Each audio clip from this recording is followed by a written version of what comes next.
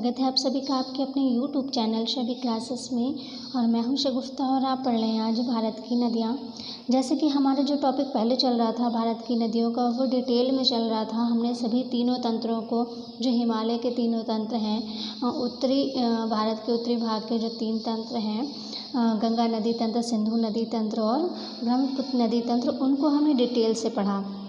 अब हम, जैसे कि मैंने पहले ही बोला था, जब ये सारी चीज़ें डिटेल से कंप्लीट हो जाएंगी, इसके बाद एक क्वेश्चन आंसर फॉर्म में वीडियो लाऊंगी जो कि 1 लाइनर होगा। तो आज का वही वीडियो है जो कि 1 लाइनर है और सभी बहुत ज़्यादा इम्पॉर्टेंट क्वेश्चन है। यहाँ पर लगभग 20 के आसपास हैं यहाँ पर नदियाँ, और सभी नदियाँ बहुत ज़्यादा इम्पॉर्टेंट हैं। उनके उद्गम स्थान कहाँ है, आपने जो बुक्स वगैरह में पढ़े होंगे उनके उद्गम स्थल, तो वो आपको एक ही कोई उद्गम स्थल दे दिया होता है कि मान लीजिए अमरकंटक पहाड़ी से नर्मदा नदी निकलती है, ठीक है। उन्होंने अमरकंटक दे दिया आपको, लेकिन एग्ज़ाम्स में आपके अमरकंटक ना लिखकर कुछ और आता है, तब आप ये कंफ्यूज हो जाते हैं कि हमने तो अमरकंटक पढ़ा था और इसमें तो अमरकंटक नहीं है, इसका मतलब इसके चारों ऑप्शन गलत हैं।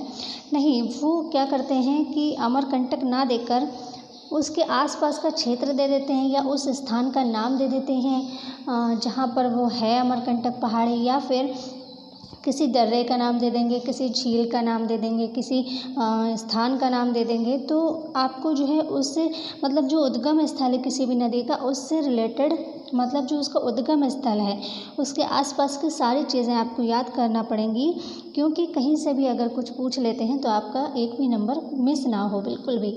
तो अगर जो उद्गम स्थल आपने पढ़ा है, तो उद्गम स्थल जो आपके मोस्टली लिखे रहते हैं बुक्स वगैरह में, उनसे भी हटकर आप अलग भी पढ़ें कुछ, जैसे किस स्थान पर है वो चीज़ जहाँ से वो उद्गम स्थल है। ये सारी चीज़ें भी आज के वीडियो में आप जानेंगे। बहुत ही मेहनत से ये वीडियो बना है, क्योंकि इसके जो उद्गम स्थल हैं उनके आसपास का ढूंढ कर लाई हूँ मैं, उनके आसपास की चीज़ें, उनके आसपास के दर्रे या पहाड़ी, ताकि आपका एक भी नंबर किसी भी तरह से मिस ना हो। सो फ्रेंड्स, वीडियो में बिल्कुल भी स्किप ना हो, एंड तक बने रहें। और फ्रेंड्स, हमारे चैनल पर नए हैं तो चैनल को सब्सक्राइब ज़रूर कर दीजिए, साथ ही बेल आइकन को प्रेस करके ऑल पर क्लिक ज़रूर कर दीजिए। और फ्रेंड्स, वीडियो अच्छा लगे लाइक ज़रूर कर दीजिए। आप लोग बिल्कुल भी लाइक नहीं करते हैं, बहुत मेहनत से वीडियो बनता है, आप प्लीज़ देखें वीडियो तो लाइक ज़रूर कर दिया करें। तो चलिए वीडियो स्टार्ट करते हैं। हमारा जो पहला क्वेश्चन है वो है, गंगा नदी कहाँ से निकलती है। पहला है हमारा, गंगा नदी कहाँ से निकलती है। जैसा कि गंगा नदी के बारे में सभी को पता है कि ये गंगोत्री ग्लेशियर से निकलती है, या फिर इसको गोमुख कहेंगे। अगर गंगोत्री ग्लेशियर लिखा होता है ऑप्शन में तब भी आप सही इसी को करेंगे, और गोमुख लिखा है तब भी आप इसको ही करेंगे, ठीक है। तो गंगा नदी कहाँ से निकलती है, ये गंगोत्री ग्लेशियर से निकलती है, और ये गोमुख स्थान कहलाता है जहाँ से ये गंगा नदी निकलती है। और ये कहाँ पर है, जो गंगोत्री ग्लेशियर है या गोमुख है, ये कहाँ पर है, ये उत्तराखंड के उत्तरकाशी जो ज़िला है वहाँ पर पड़ता है गंगोत्री ग्लेशियर या गोमुख। तो अगर आपके ऑप्शन में गंगोत्री ग्लेशियर लिखते हैं तब भी आप इसी को टिक करेंगे, गोमुख लिखते हैं तब भी आप इसी को टिक करेंगे। ये दोनों ना देकर आपसे अगर ये पूछ ले गंगा नदी कहाँ निकलती है, कहाँ से निकलती है, और आपको ऑप्शन में उत्तरकाशी दे देते हैं, ठीक है, तो आप ये ना सोचें हमने तो ग्लेशियर और गंगोत्री ग्लेशियर और गोमुख याद किया था, तो और ये उत्तरकाशी में पता नहीं है या नहीं है। तो बिल्कुल कंफर्म है ये कि गंगोत्री ग्लेशियर जो है ये गोमुख कहलाता है, गोमुख स्थान भी है ये, और ये उत्तराखंड के जो उत्तरकाशी ज़िला है वहाँ पर पड़ता है। तो आपको उत्तराखंड, उत्तरकाशी, गंगोत्री ग्लेशियर और गोमुख, इतनी चीज़ें याद रखना है। कहाँ से, गंगा नदी से रिलेटेड इतनी चीज़ें याद रखना है कि गंगा नदी कहाँ से निकलती है, गंगोत्री ग्लेशियर से निकलती है, जिसे गोमुख स्थान भी कहलाता है वो, और ये कहाँ है, उत्तराखंड के उत्तरकाशी ज़िले में है, ठीक है।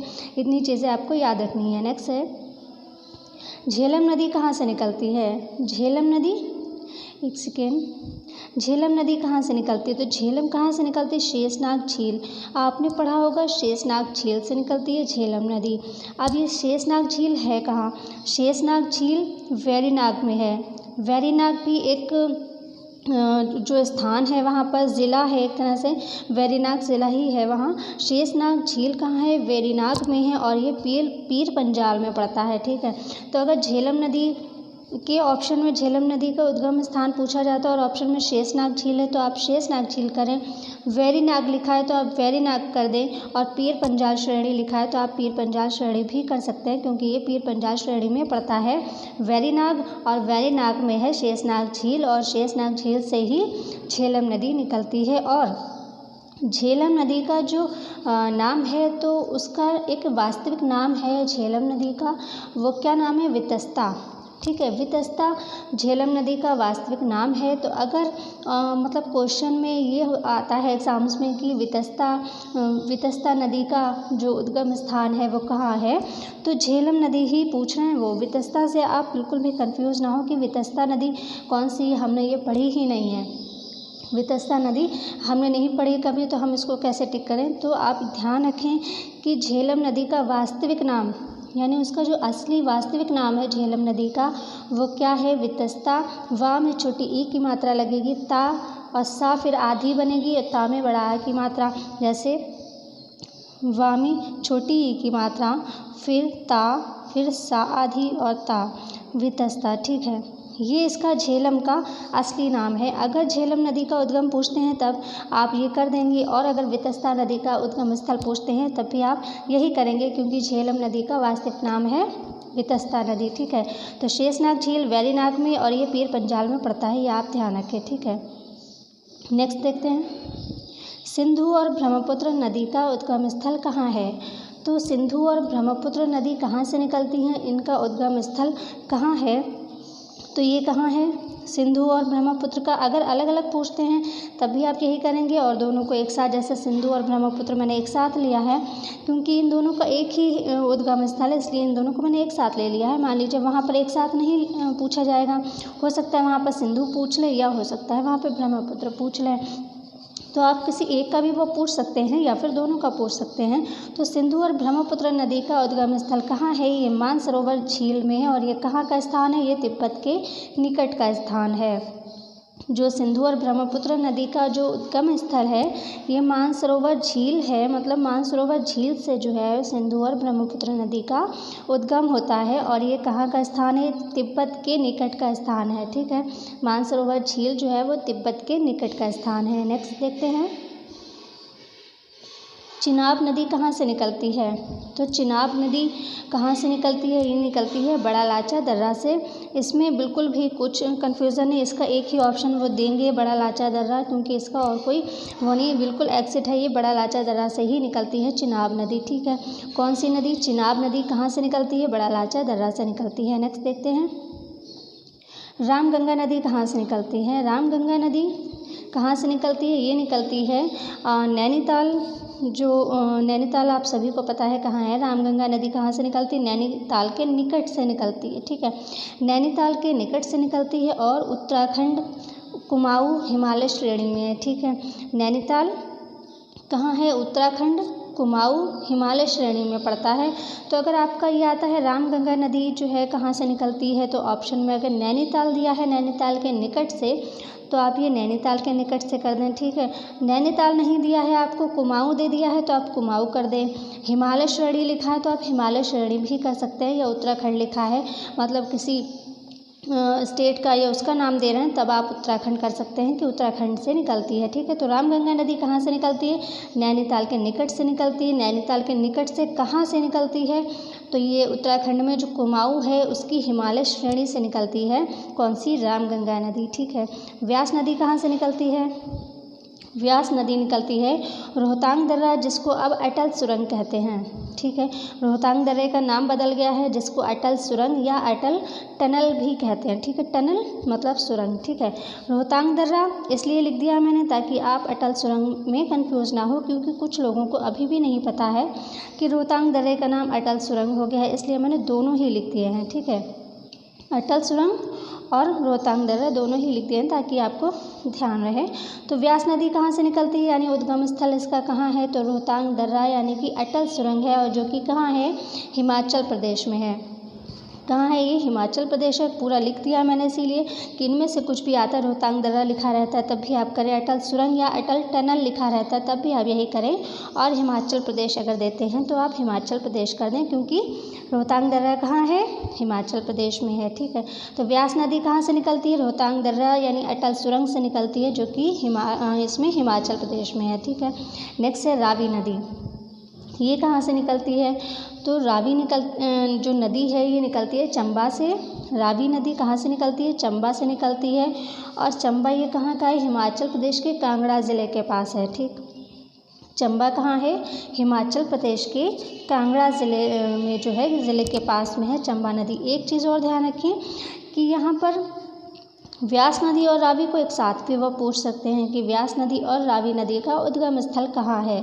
अगर ऐसे साथ में पूछते हैं दोनों को, व्यास नदी और रावी नदी का उद्गम स्थल कहाँ है, तब आप ये रोहतांग दर्रा अगर ऑप्शन में है तो रोहतांग दर्रा कर सकते हैं, यानी अटल सुरंग आप कर सकते हैं। लेकिन अगर बिल्कुल अलग अलग पूछ रहे हैं तो अलग अलग का मतलब फिर ये हो जाता है कि रावी नदी बिल्कुल एग्जिट जहाँ से निकलती है वो एग्जिट पॉइंट बताना है आपको। तो ऑप्शन में चंबा अगर दिया है तो आप चंबा करेंगे, चंबा नहीं दिया है उन्होंने, रोहतांग दर्रा या अटल सुरंग दिया है, तब आप अटल सुरंग या रोहतांग दर्रा भी कर सकते हैं अगर ऑप्शन में है। ठीक है, नहीं तो इसका बिल्कुल जो मेन पॉइंट है वो है चंबा। जो रावी नदी का उद्गम स्थल है वो है चंबा, और चंबा कहाँ है? हिमाचल प्रदेश का में एक ज़िला है कांगड़ा, जो कांगड़ा में पड़ता ही है चंबा। तो ये रावी नदी का जो है उद्गम स्थल है चंबा। ठीक, नेक्स्ट देखें, नर्मदा और सोन नदी कहाँ से निकलती है? दोनों को एक साथ इसलिए ले लिया मैंने क्योंकि दोनों के उद्गम स्थल एक ही हैं। ठीक है, तो इसलिए दोनों को एक साथ ले लिया ताकि जो है क्वेश्चन जो है आपके ज़्यादा से ज़्यादा कवर हों और मतलब आपको ज़्यादा चीज़ें मिल सकें। अलग अलग सारे क्वेश्चन बनाते क्वेश्चन ज़्यादा हो जाते, और है एक ही इसका उद्गम स्थल। तो नर्मदा नदी और सोन नदी का उद्गम स्थल कहाँ है, यानी कहाँ से निकलती है? तो नर्मदा कहाँ से निकलती है? अमरकंटक की पहाड़ियों से निकलती है। ठीक है, नर्मदा और सोन नदी कहाँ से निकलती हैं? अमरकंटक की पहाड़ी से निकलती हैं नर्मदा और सोन नदी। ठीक है, नेक्स्ट देखें, ताप्ती नदी का उद्गम स्थल कहाँ है? ताप्ती नदी कहाँ से निकलती है? ये मूलताई जो है, मूलताई से निकलती है, जो कि सतपुड़ा रेंज के मध्य से। मूलताई कहाँ है? एमपी यानी मध्य प्रदेश में, और ये सतपुड़ा रेंज के मध्य से निकलती है। तो अगर आपके मूलताई दिया हुआ है पहली बात तो ऑप्शन में मूलताई ही देना चाहिए। ठीक है, लेकिन अगर नहीं देते हैं वो सतपुड़ा रेंज के मतलब सतपुड़ा रेंज लिख देते हैं तो आपको ये भी कर देना है, मतलब जो ऑप्शन में होता हो आपकी वही आपको टिक कर देना है। मूलताई है तब मूलताई तो है ही, इसका उद्गम स्थल कहाँ है? सतपुड़ा रेंज के मध्य से मध्य प्रदेश। ठीक है, तो मूलताई सतपुड़ा रेंज के मध्य से ताप्ती नदी का उद्गम स्थल होता है। नेक्स्ट है यमुना नदी का उद्गम स्थल। यमुना नदी कहाँ से निकलती है? तो यमुना नदी कहाँ से निकलती है? ये निकलती है यमुनोत्री ग्लेशियर से, और ये कहाँ है? जो यमुनोत्री ग्लेशियर है ये कहाँ है? ये भी उत्तरकाशी से 30 किलोमीटर उत्तर में है, गढ़वाल में। ठीक है, जो यमुना नदी का उद्गम स्थल है कहाँ है? तो यमुना से यमुनोत्री। ठीक है, ध्यान रखें, यमुना यमुनोत्री। गंगा नदी कहाँ से निकलती है? गंगोत्री। गंगा गंगोत्री याद रखेंगे आप, या गोमुख। ठीक है, यमुना नदी यमुनोत्री ग्लेशियर से निकलती है, और ये कहाँ का स्थान है? ये भी उत्तरकाशी से 30 किलोमीटर उत्तर में गढ़वाल पड़ता है, उस गढ़वाल में है ये यमुनोत्री ग्लेशियर, और यहाँ से यमुना नदी निकलती है। ठीक है, नेक्स्ट क्वेश्चन देखते हैं। गंडक नदी जो है, जिसको नारायणी नदी भी कहते हैं, इसका उद्गम स्थल कहाँ है? तो नारायणी नदी पूछा जाता है तब भी आप यही करेंगे, और गंडक नदी पूछा जाता है तब भी आप यही करेंगे, यानी गंडक नदी को ही नारायणी नदी भी कहा जाता है। और इसका उद्गम स्थल कहाँ है, यानी ये कहाँ से निकलती है? तो ये नेपाल से निकलती है। एक चीज़ और ध्यान रखें, किसी भी जो उद्गम स्थल है अगर नेपाल दिया है तो समझ लीजिए वो हिमालय की नदी है। ठीक है, नेपाल दिया है, उत्तराखंड दिया है तो समझ लीजिए कि वो जो हिमालय की वो जो है नदी है, हिमालय श्रेणी की नदी है, तो हिमालय नदी है वो। तो ऑप्शन में अगर हिमालय श्रेणी दिया है तब आप हिमालय श्रेणी भी कर सकते हैं। यानी गंडक नदी जो है वो नारायणी नदी भी कहते हैं इसको। इसका उद्गम स्थल कहाँ है? ये नेपाल है इसका उद्गम स्थल, यानी ये नेपाल से निकलती है। अगर ऑप्शन में नेपाल ना देकर हिमालय श्रेणी या कुछ ऐसा दिया है तो आप उसको भी कर सकते हैं, क्योंकि हिमालय श्रेणी में ही आता है ये नेपाल। ठीक है, तो गंडक नदी यानी नारायणी नदी इसको बोलते हैं, इसका उद्गम स्थल क्या है? नेपाल है। चलिए नेक्स्ट देखते हैं। नेक्स्ट है कोसी नदी कहाँ से निकलती है। अब देखिए जैसे कि जो इसका वीडियो मैंने आपको डिटेल में जिसमें पढ़ाया है तो उसमें नेपाल से निकलने वाली नदियाँ बताई हैं। तो गंडक है, कोसी है, ये भी नेपाल से ही निकलती है। तो यहाँ पर भी देखिए कोसी नदी कहाँ से निकलती है। कोसी नदी सप्तकोशिका से निकलती है, यानी नेपाल का ये स्थान है सप्तकोशिका से, और ये हिमालय नेपाल का स्थान है। ठीक है, बिल्कुल आपको देखिए हर चीज़ क्लियर कर दी है कि कौन सा जो उद्गम स्थल है वो कहाँ पर पड़ता है, किस श्रेणी में पड़ता है, ताकि अगर आपका कुछ भी वो पूछ देते हैं कहीं से तो आप जो है कर पाएँ इसको। तो कोसी नदी कहाँ से निकलती है, वैसे तो नेपाल से निकलती है, लेकिन सप्तकोशिका अगर आता है तो सप्तकोशिका, और सप्तकोशिका कहाँ पर है, मान लीजिए कभी ये पूछ लें क्वेश्चन, नदियों से कोई रिलेटेड ना हो उसका, तो बस ऐसे ही पूछ लें कि वो सप्तकोशिका जो है ये कहाँ का स्थान है। तो सप्तकोशिका ये हिमालय का स्थान है जो कि नेपाल में है, सप्तकोशिका से, और ये हिमालय नेपाल का स्थान है, और जहाँ से कौन सी नदी निकलती है, कोसी नदी निकलती है। और एक चीज़ ध्यान रखें, जो गंडक नदी है इसको सदा नीरा नदी भी कहते हैं वहाँ की स्थानीय भाषा में। जहाँ ये गंडक नदी है, मतलब नेपाल में जो है ये गंडक नदी का उद्गम स्थल है, तो वहाँ पर इसको सदा नीरा नदी भी कहते हैं। और सदा नीरा नदियाँ क्या होती हैं ये मैंने आपको बता दिया है। तो सदा नीरा भी कहते हैं इसको, गंडक नदी को, वहाँ पर सदा नीरा भी कहते हैं नेपाल में। ठीक है, कोसी नदी कहाँ से निकलती है, सप्तकोशिका से, ये हिमालय और नेपाल का स्थान है। आप देखते हैं महानदी ये कहाँ से निकलती है, महानदी जो है ये कहाँ से निकलती है, ये निकलती है सीवा। ठीक है, सीवा से निकलती है, जो कि रायपुर छत्तीसगढ़ का स्थान है। ठीक है, सीवा आपको ऑप्शन में दिया होगा। ठीक है, सीवा नहीं दिया होता, रायपुर दिया होता, रायपुर करें, छत्तीसगढ़ दिया है तो छत्तीसगढ़ कर दें। आपको तीनों ही चीज़ें इसमें दे दी हैं, अगर कहीं से कुछ भी आता है तो आप तीनों ही उसको आपको पता होना चाहिए। महानदी कहाँ से निकलती है, ये सीवा से निकलती है, क्योंकि इसका जो मेन पॉइंट है वो सीवा ही लिखा जाएगा, मतलब ऑप्शन में तो सीवा ही होना चाहिए। लेकिन अगर वो सीवा ना देकर छत्तीसगढ़ देते हैं, रायपुर देते हैं, तब आप ध्यान रखें कि सीवा कहाँ है, छत्तीसगढ़ रायपुर में है सीवा। ठीक है, जो कि महानदी का उद्गम स्थान है सीवा। ठीक है, नेक्स्ट देखते हैं गोदावरी। गोदावरी नदी कहाँ से निकलती है। गोदावरी नदी को बूढ़ी गंगा भी कहते हैं, ये पता होगा आपको, गोदावरी नदी को बूढ़ी गंगा भी कहते हैं। तो गोदावरी नदी का कहाँ से निकलती है गोदावरी नदी, या इसका उद्गम स्थल कहाँ है, तो ये है त्र्यंबकेश्वर जो है इसका उद्गम स्थल है, जो कि नासिक में है। ठीक है, त्र्यंबकेश्वर, और ये नासिक में है, और नासिक कहाँ है, महाराष्ट्र में है। ठीक है, तो आप ये चीज़ें ध्यान रखें। गोदावरी नदी कहाँ से निकलती है, ये त्र्यंबकेश्वर से निकलती है, जो कि नासिक का स्थान है। नेक्स्ट देखते हैं चंबल नदी। चंबल नदी कहाँ से निकलती है, ये निकलती है जानापाव पहाड़ी से, जो कि मध्य प्रदेश में है।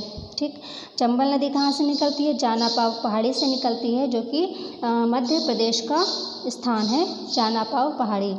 नेक्स्ट है कावेरी नदी कहाँ से निकलती है।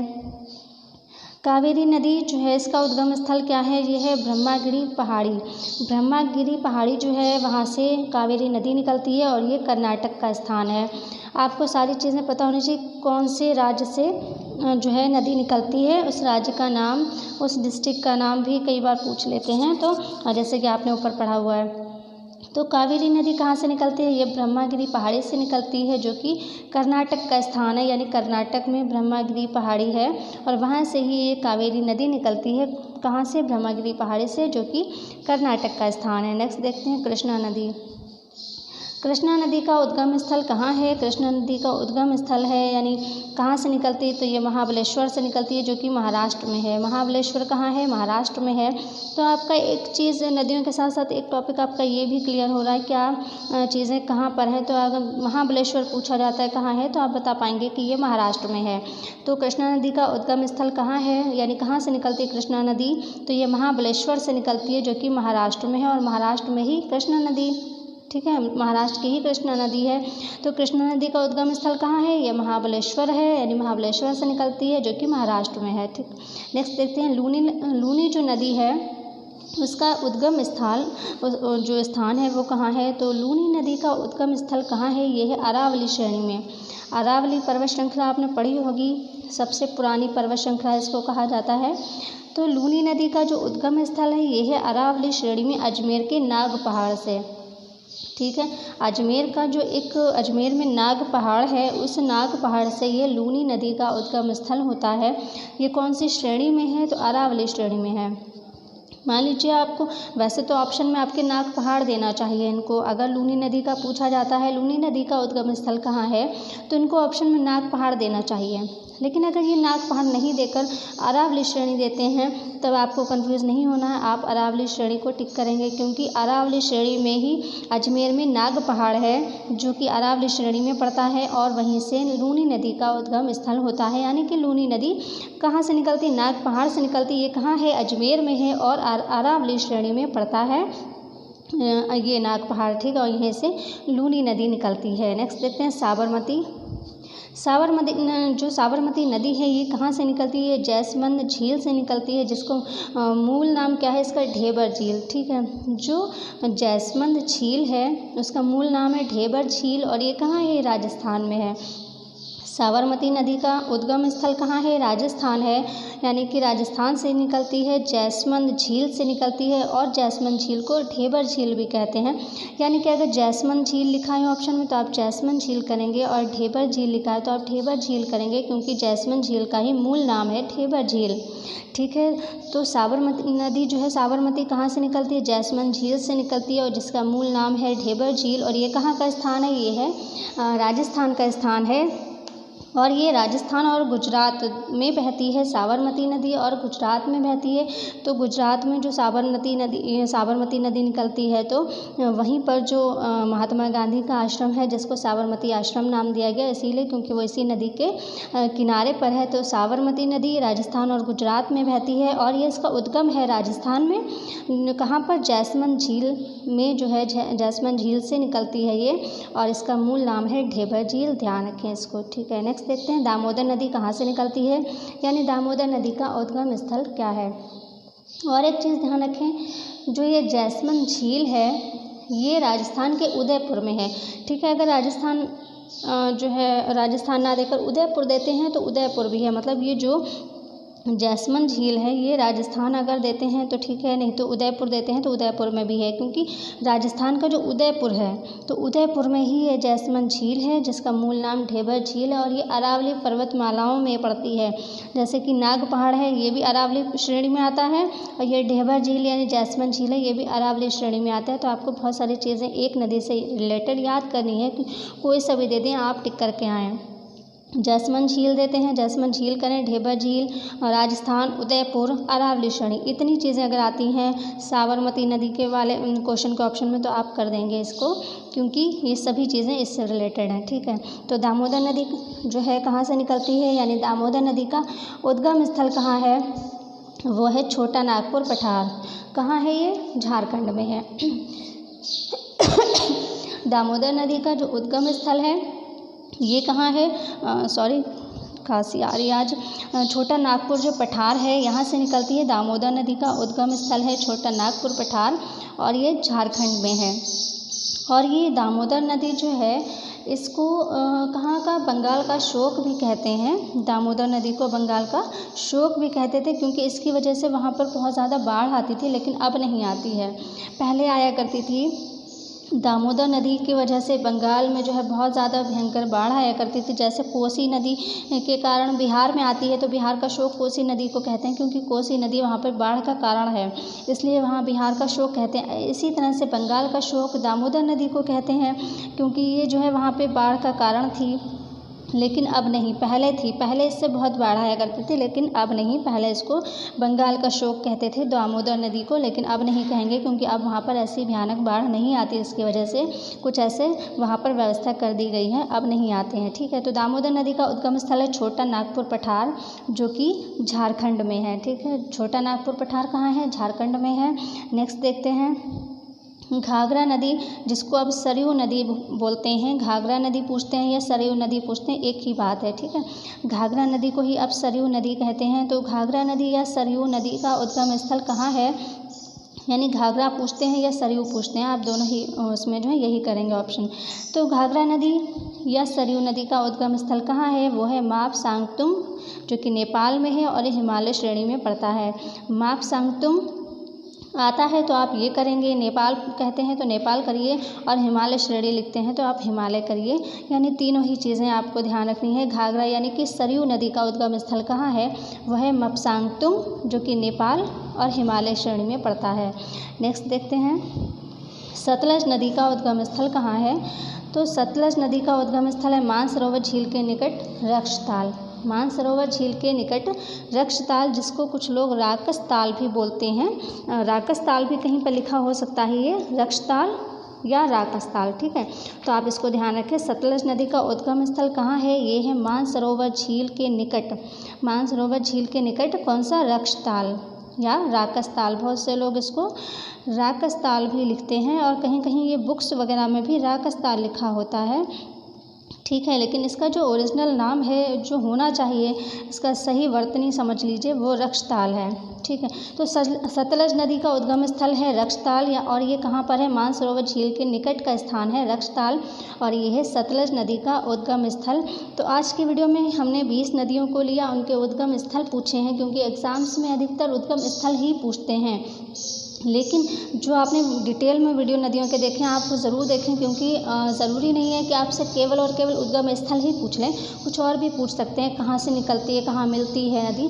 तो ये सारी चीज़ें तो आपको वीडियो में क्लियर करवा ही दी हैं, जो डिटेल में वीडियो आपके 3 वीडियो शायद अपलोड हो चुके हैं आपकी नदियों से।